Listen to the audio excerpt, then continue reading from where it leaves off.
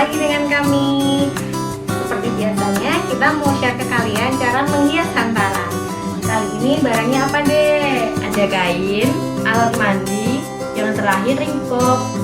Kali ini videonya akan disajikan secara terpisah. Selamat menonton!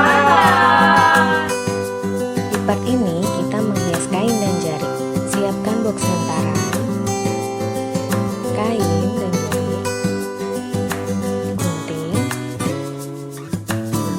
jarum pentul, karet gelang,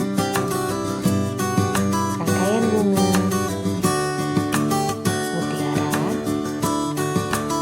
dan pita sakti. Let's start!